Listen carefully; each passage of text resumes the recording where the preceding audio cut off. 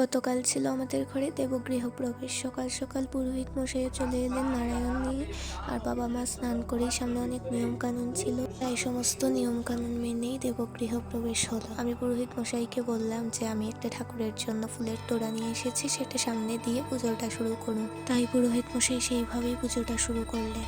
আর আমি স্নান করেই চলে এসেছিলাম, কেননা ঠাকুর ঘরের পুরো দায়িত্বটা মা, আমি আর বাবা আমরা মিলেই সামলেছি।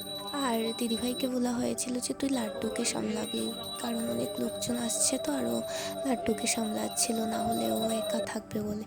তারপর সুন্দরভাবে অঞ্জলি হলো, দিদিভাইও স্নান করে এলো, আর আমরা সবাই মিলে সুন্দরভাবে অঞ্জলিটা দিলাম। আমার মায়ের অনেক দিনের ইচ্ছে ছিল যে একটা ঠাকুর ঘর হবে, যেখানে মন প্রাণ ভরে ভক্তি মনে নিজের ইচ্ছে মতো সব কিছু করতে পারে, যেটা আজ থেকে সম্ভব।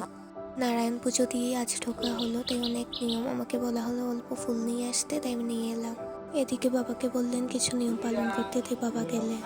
তো পুজো চলতে চলতে এদিকে আবার দেখি কীর্তনের লোকজন চলে এসেছে, বাদ্যযন্ত্রগুলো রাখতে দিলাম। আর রাতে তো আবার কীর্তনও হবে। এদিকে সুন্দরভাবেই পুজো চলছিল।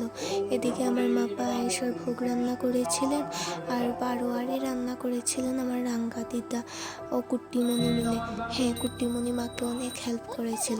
এদিকে ছোট্ট লাড্ডুটা অস্থির হয়ে পড়েছিল ও পুজো দেখবে বলে, আর পুরো সামলেছে দিদিভাই লাড্ডুকে, কারণ ও ছিল অনেক একা, আর লোকজন দেখলেই ডাকাডাকি করবে, তাই ভেতরের রুমে ছিল। এদিকে আমার মা ভোগের রান্না সামলাচ্ছিলেন, কারণ ভোগ লাগারও সময় হয়ে এসেছিল। আর আমি ঠাকুর ঘরের পুরো দায়িত্বটা নিয়েছিলাম। হ্যাঁ, শুধু আমি একা নই, আমার বাবা অনেক অনেক করেছে। এই মানুষটা না অনেক বেশি শান্ত স্বভাবের।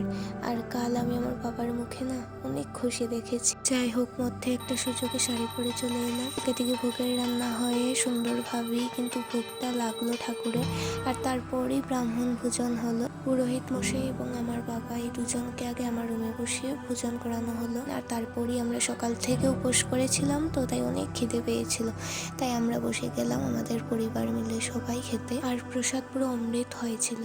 আর মা শুধু খেতে বসেছে, আর লোকজন আসা শুরু করে দিয়েছিল, তাই মায়ের খাওয়ার হয়নি, ওদেরকে দিতেই ব্যস্ত হয়ে পড়েছিলেন। প্রথম বেচে মার দিদিভাই মিলে দিয়েছিল, আর তারপরের বেচে মার আমি মিলে দিয়েছিলাম। এদিকে রাঙা দিদা রান্নাঘরে সমস্ত দায়িত্ব পালন করছিলেন, আর এদিকে লোকজন আসছে যাচ্ছে অনেক। এদিকে আবার সন্ধ্যা হতেই কীর্তন শুরু হলো।